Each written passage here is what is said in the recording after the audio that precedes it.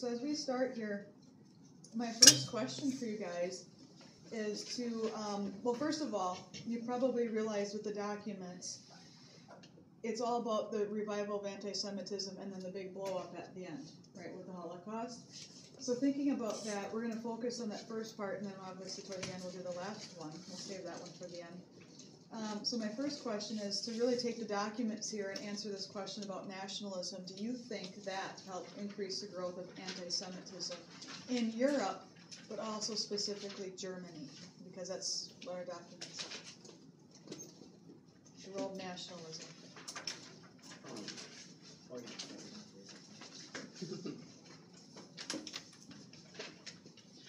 Yes. That was tough, wasn't it? Okay. Yeah, I would say, yeah, I think it had a huge effect. I think, like, the idea of nationalism and uniting under a common idea was really, like, a big idea, and when there wasn't a lot to unite against, you kind of just had to pick a scapegoat, and I think Judaism was a good, well, not like a good scapegoat, but one that was already kind of there, and it was easy for me to approach. I agree. We talk about how nationalism is a we versus they mentality, and in this case, the Jews became the they, and like if you don't have a they, nationalism, it isn't powerful. It has no effect.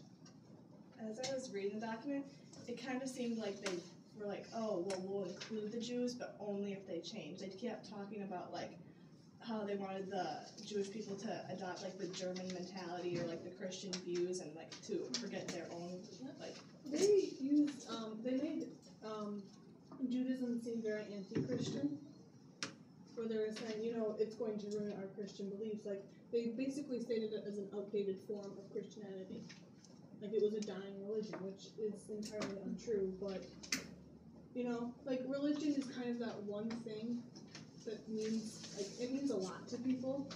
So saying that a group of people is against your religion, it becomes almost like ultra-nationalism,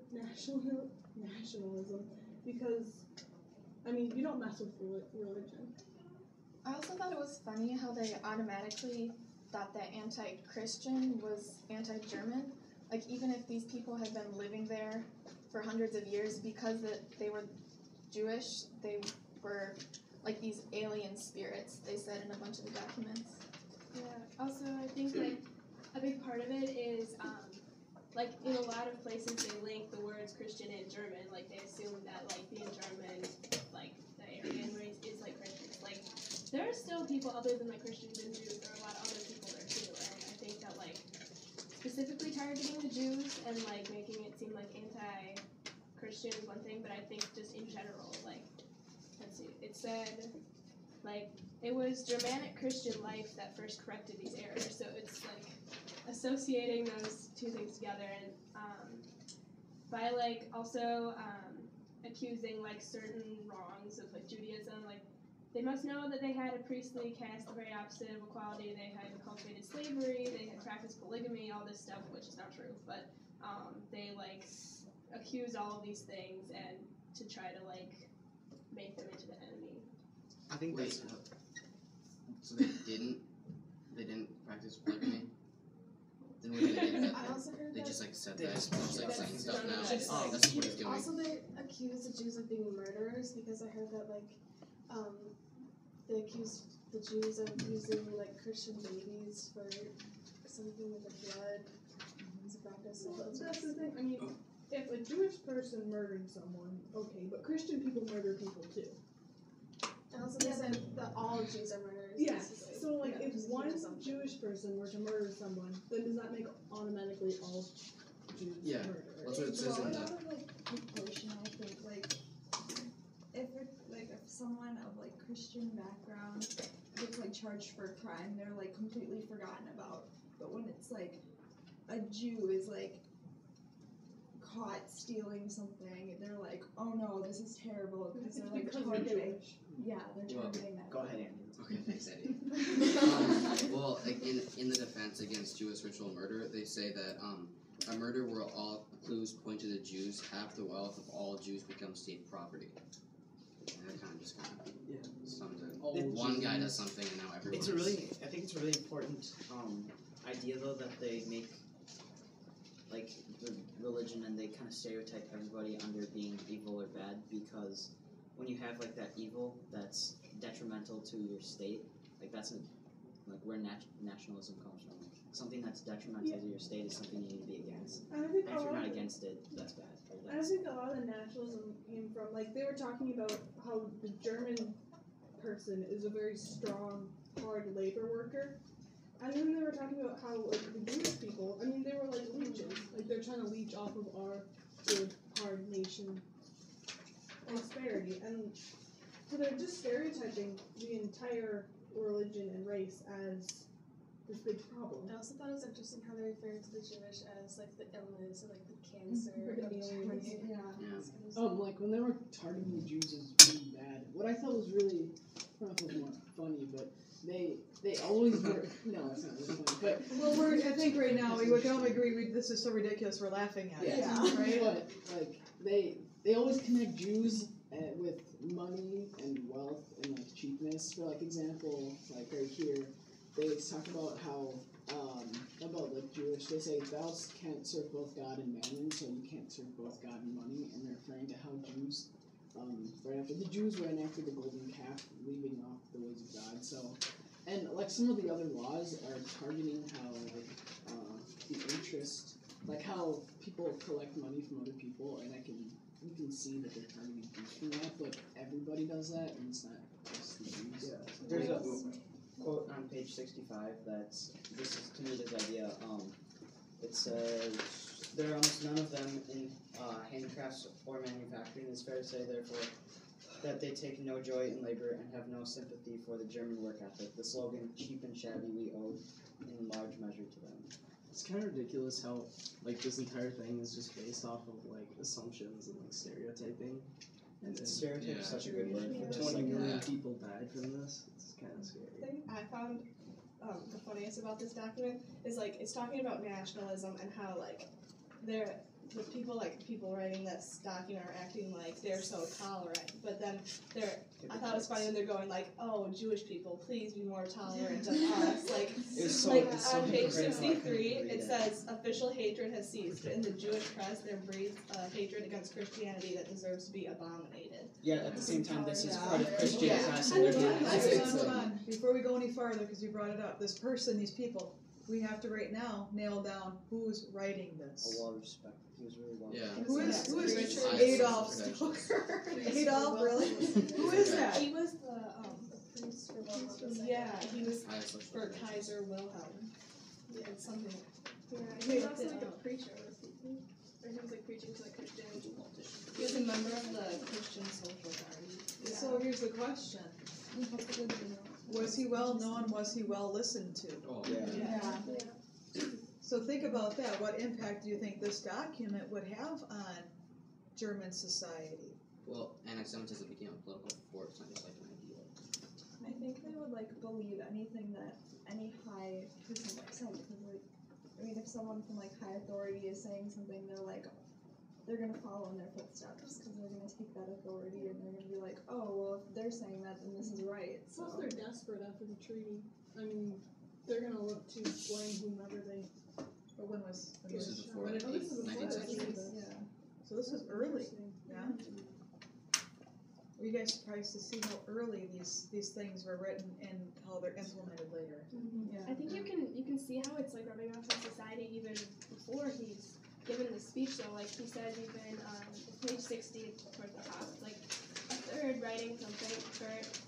They congratulate me for speaking openly about Germany's defects and signs himself unfortunately a Jew. So even like some Jewish people are like being like, oh yeah, this is true, even though like it's obviously just like random, like not proof-based like fact.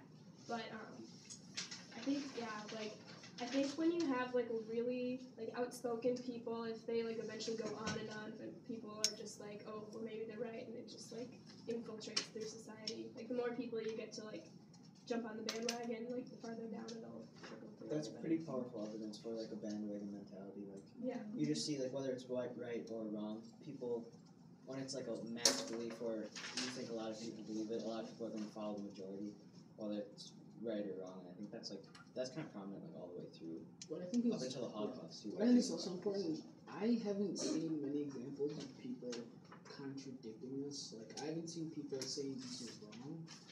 So it doesn't seem as though people are like going against it. So there's really nothing to hinder the anti-Semitism. And I think they justify it by saying like everyone thinks this way, like even the Orthodox and the free thinker, the conservative and the liberal, everyone agrees with me, so it must be true. Actually, Don't do that. No, actually, I kind of looked into it, and a lot of the things that were said in dispute of these ideas were just kind of labeled as like they were almost like twisted and made to sound as they were attacking like Christianity or Germany itself, like because this idea, like they made this idea become who Germany was kind of, and if you're against the idea, kind of you're against Germany or you're against Christians, or they kind of twisted it so. Even though it was just defense, they made it sound like attacking the other side. Can I ask a question? Unless then you wanted to go. You can I was just going to say that I found this entire document to just be hugely ironic because a big part of what this is saying is that these people are afraid that the Jews are going to dominate their race, like their Aryan race, and like impose their religion on the Christian Germans when in reality the exact opposite is what happened. I think a really awesome example of this is on page 61. It says, at this point we make our first demand, pray a little more modesty.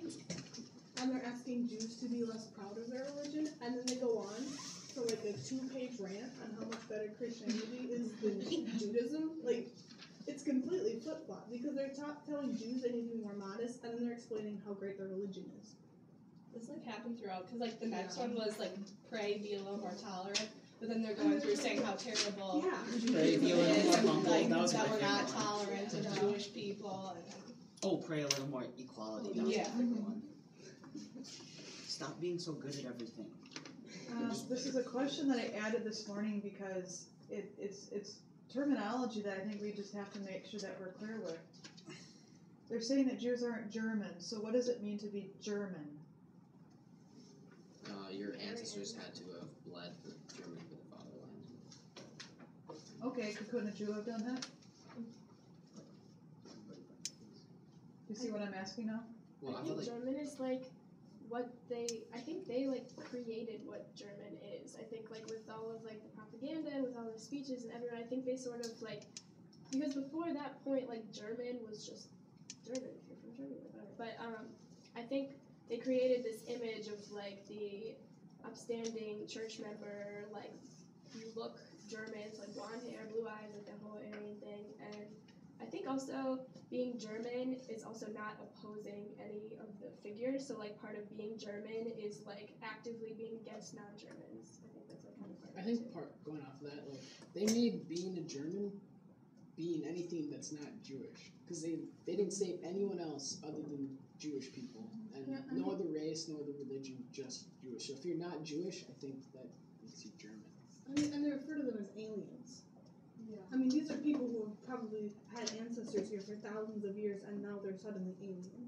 Wait, were they there for thousands of years? Well, Like, I thought it said. Yeah, it only I talked thought it about said how how like they they like showed their ancestors kind of came here as like peddlers It or would be, like. Yeah. it'd be like convicts. That's But- Oh, okay, yeah, still. I mean, Who's saying they came as Right. peddlers? Oh, yeah. That's the point of my question. So here's the other part, and then I have to move us to the next. Did the Jews living in Germany see themselves as Germans? Yes. So when they're being told you're not German, they're going, really? What am I then? You have to differentiate that. So when we get to like Hitler's era, there are Germans and there are Jews, and that's obviously not created by Hitler, right? Who was that created by? Space on Many this question. people. Who created that mentality? Because Hitler inherits that, yes? Yeah. And it wasn't just Stoker. That is the mindset or that revival of anti-Semitism. The point of these early documents is to show you that he is a product of his environment just like anyone else. It's just what you choose to believe in and what path you choose to follow. Does that make sense? Yeah. Of course, we know he takes it to a whole nother level, but doesn't he have enough people around him that are doing that? And He didn't come up with the whole idea, let's have gas chambers and crematoriums. That wasn't Hitler. But he said, I love it. So there are enough people around him that are being fed the same stuff. And we're talking decades before the Holocaust here. And also known as 1879, how new was Germany? I asked the nationalism question for a reason. 1871, they first unified. All fit now? Putting the puzzle together? Told you guys you'd see the Holocaust a little differently. I'm more full circle because of this. I'm going to change my question. Just because you guys, that was a great discussion. I'm very impressed right now. So continue to impress, please. Okay? I want to go to the next question was going to be what we learned so far about anti-Semitism. How are the modern versions different? Is it more dangerous? Is it more anti-Semitic than when the Jews were poisoning the wells for the Black Death and the pogroms are happening? But what I want you to really think about here too is tying in the party program, if you could, with this question. You can still reference Stoker, of course, and some other things, but I want you thinking about that. Is this version so different than what we've talked about in the past? I think it is, because now for like the party program, they've like really cracked down it. And like the program itself, they said on like number 8, all non-German like immigration must be prevented. We demand that all non-Germans who entered Germany subsequent to August 2nd, 1914 shall be required to depart from the Reich. Like they're really cracking down that like Jewish, like anyone from Jewish descent like cannot be in Germany at all. I agree with what Dayton's saying, and I think it is different from anti-Semitism in the past because I feel like that was more of just a social movement, really. It's what you thought, what you believed. And now here, there's an actual like form of government enacting laws against like all the Jews and all the non-Germans. I think a big part of this is like looking at it from a technical sense. When we think of like an absolutist monarch, like Louis XIV, when we think about how much power he had versus how much power Hitler had, the advancements in like getting information out and getting technology out, I think played a huge, huge part in modern anti-Semitism. Like being able to have that kind of propaganda stretch. I mean, that's why Hitler had more power than Louis XIV, and that's why this form of anti-Semitism is so much more dangerous because we can get into aspects of life that they had never been able to before. And I think that like the feelings of anti-Semitism had definitely like been around for a really, really long time, but they've evolved into something a lot more dangerous because now they're taking a more solid form, and like these people are taking a legal stance, and they're saying that like they're not citizens of the state, and they're trying to move against them in a more solid way than they ever really had. I think that like a big part of this too is that now they can like have something to like justify their actions. So like before they could like obviously like hurt Jews and whatever, but now they can really like solidly crack down on things, and then if people oppose, they can be like, well, it's in this document, like it's legal, like this is my legal proof against you. And also I think it's kind of interesting relating back to the previous document that like there are certain like aspects of society that Jews were like really prominent in, so, like in the press and in like baking obviously, and then like education is like there's a lot. So I think it's really interesting that like going from just kind of complaining about it in the first document, in the second one there are specific points in this thing that are targeted. Like there's like point 23 was about like no Jews can be in the press. Hold on, let me just get to this. And very much just like solidly limiting things that before were more just like people were irritated with the social standard food, but 23 was a huge one, and then also point 20 was about education, and it was like we want to push Germans into like high education and advancement, and the state has to do like a thorough reconstruction of it, and I think it's just like as well as in general targeting like specific things they know to like limit every aspect of life. I think Hannah just came up with a really, really big idea that's like a big difference is now they needed something to back up what they were doing to the Jews before. When you had monarchies and like, because they're still coming together at this point, but when you had just absolute monarchies, you could just kind of do whatever, and it was hard to question that. and now they have to give kind of reasoning to get the people to back it and get them to understand why, because that's more important that the people are more involved in the government. I also think it's a lot more important that they have like these written documents, because now people are like reading them, and that's like how ideas are spreading. And when you get all these documents that are saying like ways to do things, specifically like ways to kind of like crack down, like you said, it's people are going to more be able to understand it and therefore like follow it and want it. Well, one reason I think they need like legal status to be able to like attack Jews, they didn't Jews, they weren't in the same like positions of power they were like during the pogroms, where Jews like in, because like now Jews are kind of in like this document at this time, they're in education, they're in like one of them was in the righteous side, wasn't he? I guess what the point Hannah was making, I'm guessing, so you can correct me if I'm wrong, but they want to get them out of positions of influence of any kind, and these, well, being in the press, being in education, they're influencing the minds of those that are reading it. Instead, they want other people to produce publications, or they want to manage the educational system in a way that provides their Nazi ideas. I thought it was kind of funny that they're in the points before, they're talking about all these different ways that they're trying to like limit Jews and keep them out of power. And then in point 24, it says, "We demand liberty for all religious denominations in the state." But so far as they're not a danger to it and do not militate it, well, yeah, but not a danger. That was the part that was like the cat kick. It was one of those like backhanded phrases, like they don't necessarily come out and say not for Jewish people, but it's basically like implied, like they're only. That's kind of a lot of what scared me about the program. I mean, in it there are some like good ideas, like against child labor, more education, acceptance of religion, but we still have this like really like something we would want to view as almost medieval sense of prejudice against Jews. So it's weird for me, and it's kind of scary that something that's becoming this developed can still have this kind of medieval bigotry. It's scary. It is. But yeah, it's kind of funny how there's like a whole thing that's all like, we want to help you, and then you can see in like some places there's like little things that are like about the Jewish people, like they're trying to bring them down. And I think the weird thing with this is that before we're talking about nationalism, like we needed something to unify against.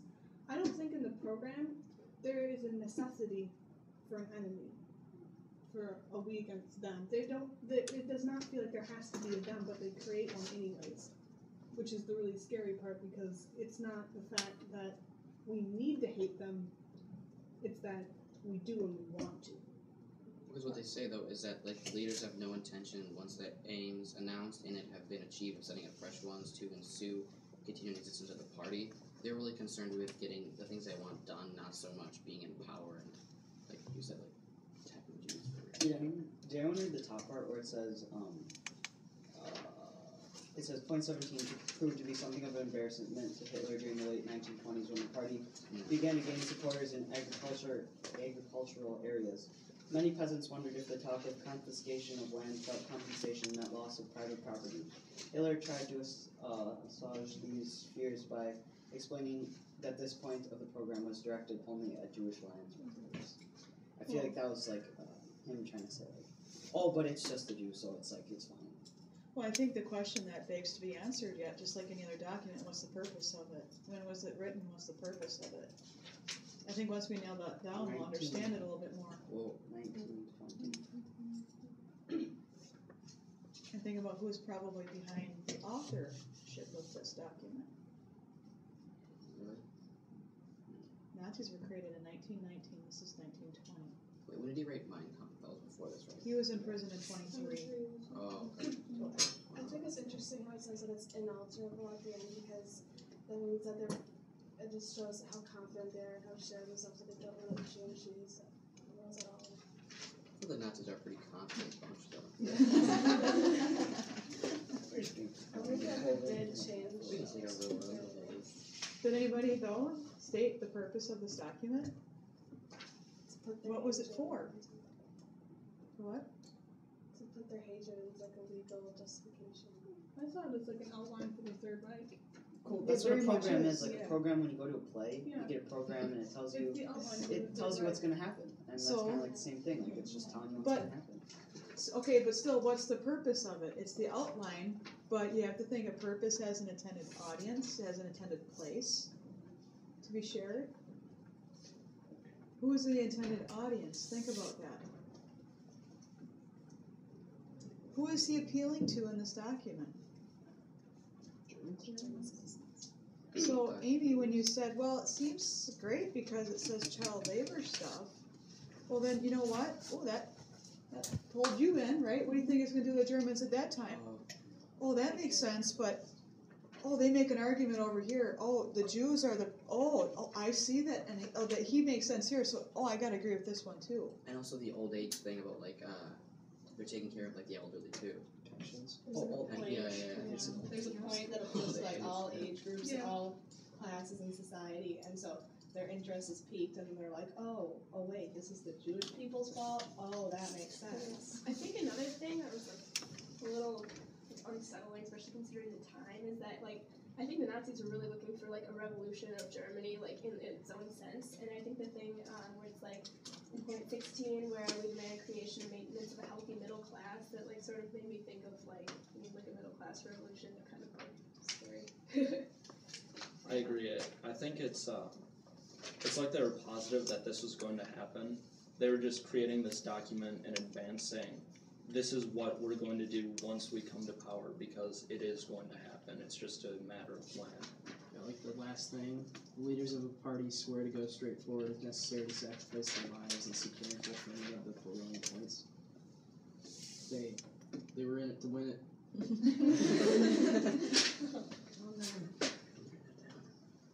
But their confidence, too, before we move on, was backed by the fact that this appealed to so many. Remember, Hitler was a master politician. He could appeal to anyone, like you said. That's the point of this document, yes? Now, did anyone think while you're reading this, oh my goodness, he does all this stuff. Yeah. Like, this is 1920, yet in 33 he takes power and does all this stuff. This is 13 years difference here, you guys. Kind of crazy to think about. And then he hasn't, like what your question, Mein Kampf isn't even made yet. Yeah.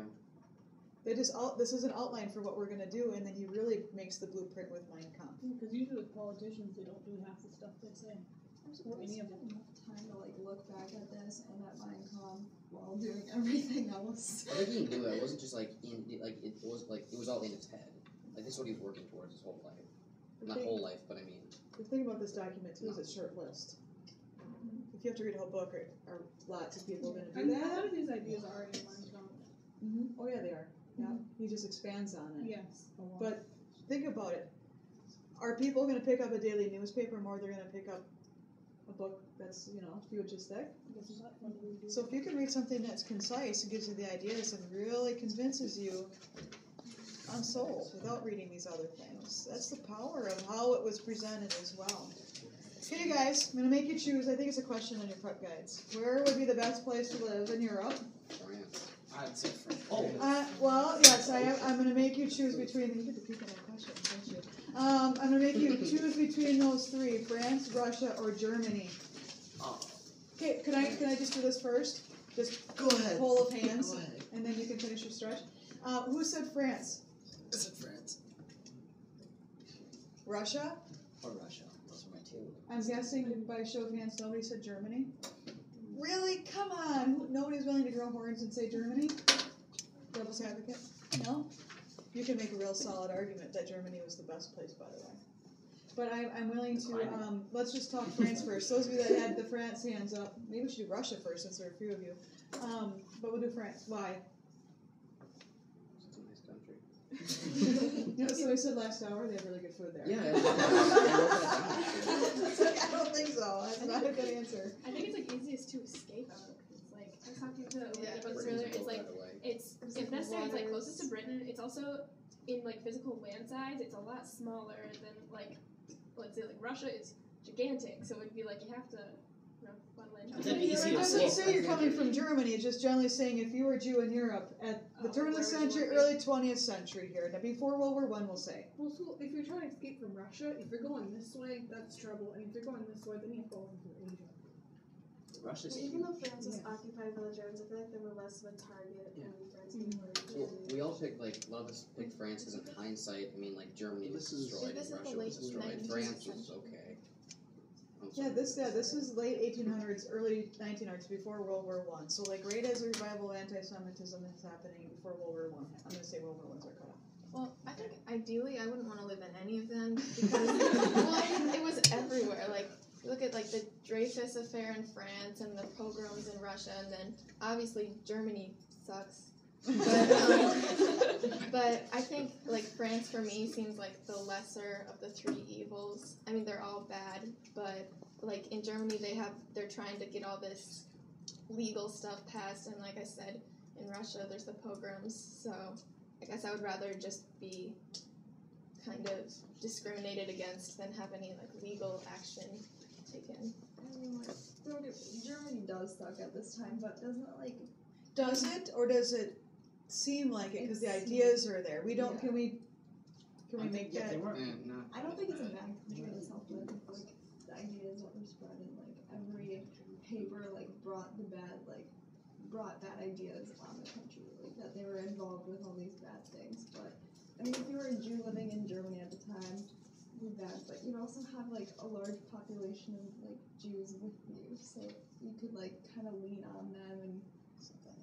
It I know. wasn't But at that this big though. time, were the ideas just like there, or were they being enacted, or were they not enacted until after World War I? Did Germany have a huge? More so after, to answer your question. Did Germany really have a huge population? Because it said 45,000 in Berlin. Isn't that kind of small compared to how big Berlin is? Like, was it really that big of a population? Great question. I don't think it really was because there was a bottom note in one of the documents that said the guy, was that Stoker who said that? It said that he said it was like the same as in Poland, but then if you actually looked at like the percentages, it wasn't nearly the same, and he was just exaggerating to make the situation seem completely overblown. One of the things I've always wondered whenever I read about the Holocaust is how easy would it have been, like, prior to, like, a lot of, once they started enacting, like, legal things, how easy would it have been to, like, hide that you're a Jew? Was that a possibility? Impossible. Impossible? Impossible. Why? To hide that you're Jewish? Yeah. You have to think about the spies, the secret agents that they had digging through every possible document, resource, questioning people. There's a reason why hiding was, that there are very few that made it by hiding. I'd say, like, measure their noses and, like, their ears to make sure, like, if you have, like, a specific, like, inch of, like, nose length, like... Besides that, they got very good at finding secret crevices and hiding places in buildings. I mean, they had it down to a science to find. So to hide your identity, you had to really be able to pass yourself off physically and hide your record somehow to be able to do that. So it's I would say impossible. I have seen rare stories of it being possible. At my synagogue, we had a program a couple weeks ago with Holocaust survivors who were talking about their lives and their struggles. Most of them were like no older than maybe like 11 or 10 when it happened, because like most of the survivors were like dying off now. But one girl said that her family went into hiding, and it was like her dad, I don't remember what he did. He was like some kind of like military position or something, and they were able to like really easily, because none of them looked Jewish, and he like, her dad basically like gave up his life for like their whole family. They had like a really big family, and he like burned all of their papers, and then like I don't know, it was like he went into some kind of like military-based thing and like sent himself off to be like the representative for their whole family to like try to cover up that there was any other family other than him. And then he like, I think he like brought a ton of attention to them, and the rest of their family went to oh gosh, I don't even remember. It was like somewhere in, I think they actually went to Russia, because I remember she talking about how communism was not totally bad for them. And but yeah, her family made it out alive, and she said that she changed her name, I think, a total of like 15 times in like legal places. And yeah, so it's like obviously not easy at all, but there are a couple of people who, I just have the time, and I'm sorry guys, we have to get to the last document, but I wanted to mention Russia was actually not that bad of a place. If you've seen the movie Defiance, or read the book, this is the middle smack dab of World War II, and they're right in German-occupied territory. Russia, which is now Belarus, is where they hid right in the middle of the woods, created their own little community and survived there, and defended themselves. There's a book also that that's what the movie's based on, because of its vastness, its size. So your example is a great story to tie to that. And yes, in Germany, you could hide in plain sight if you were able to pass. There's a book called Hitler's Jewish Soldiers, because if you're in the German army, he didn't look there so much unless you're painfully, physically obvious a Jew. So if you could pass physically, you're fighting for the German fatherland, you're off on the front, you most likely get killed fighting, but you're at least not going to be sent to a camp. So it's kind of weird to think about. It's very ironic. That's the reason why I bought the book. I'm like, really? It's different than the SS. Okay, so you have to make that separation. Speaking of making a separation, I saved that last document for last for a couple of reasons. I think that might be the one that you're reading the first ones and like, ooh, interesting, right? And then you get to the last one, you're like, am I right in assuming that's what happened? I first was exposed to these documents at UWEC Modern 20th Century German class, and all these are from my professor, and we did a similar thing like this. And the document comes from this book. It's not all that terribly exciting. It's a very academic book to read about the battalion. But I got to tell you guys, I think this might be the document that makes you look at the Holocaust differently, yes? We had assumptions? Okay, so my question's real general, because I just want your own reactions instead of focus on that question so much. But what were your reactions after reading One Day in Josepho, which is, by the way, where? Where's that city? Anybody know? By Lublin, Poland. Yep. Anything that shocked or surprised you? I was really shocked at how they treated the soldiers who refused to do the killing, because this is the first example that I've seen that someone who resists doing something against the Jews literally just got a pass and they just got to go and do something else. I mean, they still have anti-Semitism, but they were against killing the Jews, is what I thought was kind of surprising. Yeah, it was nice to see that they're still like humans. Yes. So. That's the part that really shocked me, because like prior to this, when I thought of the Holocaust, you think of, firstly the concentration camps and gas chambers, and that's where the killing's going. But when you don't think of the people doing the killing. When you just assume there's these kind of not really human sense to these like grand SS officers. Like these are Hitler's elite, and they've been trained since they were born, and they're just machines. But in reading this, what was really, really terrifying to me was that like these weren't SS officers. I don't think most of them weren't even part of the Nazi Party. They were just military men. Were they in the military? Not even. No, they said like they're shopkeepers. They were people, and they were really human, like us. What group though were they drafted into being part of? Border police. They're policemen. Police Battalion 101. I mean, they're being told to go, basically shoot these Jews, not even taking they took some of the concentration camp, but they just went up and shot, I think, over 1,000 of them. How many of them? 1,500. And that really surprised me, because I always felt like I didn't feel a connection to the people who were doing these killings. You just think of them as like the SS machines. But these are like factory workers. Like they're real human people doing these things. And like you just said, they had almost an option. I don't know if that makes it worse or better. But Yeah. They had the option. Because they obviously, if they had the option, they had to passively resist. There was no like aggressive, like, hey, we shouldn't be doing this. They're like, you can sit out, but you still have to like borders of I think a lot of the men don't want to step back because they don't want to look like a coward. That was Yeah. scary for So, them. but then again, it was probably right to like stand up against it.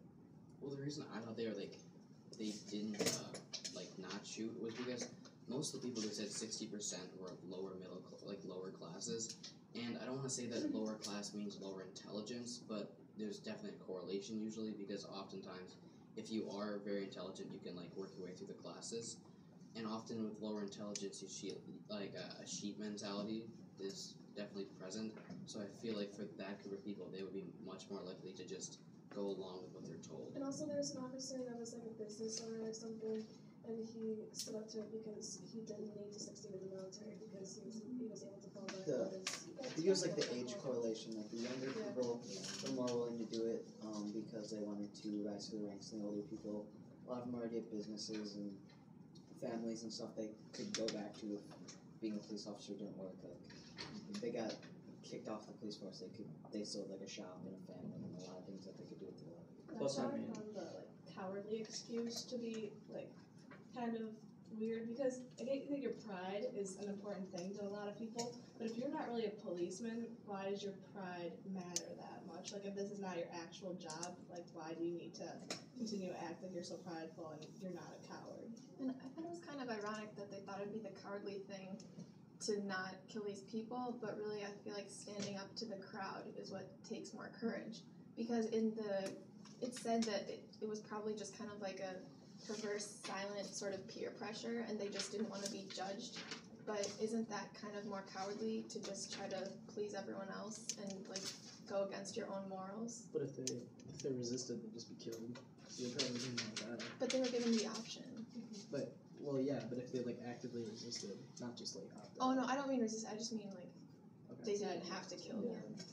I also thought it was kind of it made me wonder about before this incident, people's image of Papa Trap, because people said that he was really people loved him a lot, and you could see that he was really so page 306 it says he was choking boys with tears in his eyes. He visibly fought to control himself as he told that they had so not just the people fighting, the people in charge of the people fighting even I think maybe one reason why people love him so much is that because he visibly had an emotional connection. I mean maybe not a connection, but he knew it was wrong and it was obviously hard for him to do this, where with other leaders it might just seem more stone faced. If I remember this policeman, I don't think I would have loved him because even though he knew it was wrong, he didn't really try and resist it that much, and he it said somewhere that he didn't even stay there. He went somewhere else during the shootings, and I would have wanted him there for the support. I think something that was interesting. Somewhere, right here. One of them said, "I didn't want to shoot because through my earlier business activities, I already knew many Jews. So it seems as though he doesn't even want to kill the Jews in the first place. He's already against it. So I can see why he didn't want to shoot them because he already knew many and did business with them. So he knows that." I don't think any of them wanted to shoot the Jews because if they were that anti-Semitic, they would have joined the SS or the army or something else. These are just ordinary people that didn't really want to get involved in the war. and that's the thing that surprised me the most is that they're pulling just ordinary people off the streets to commit these mass killings.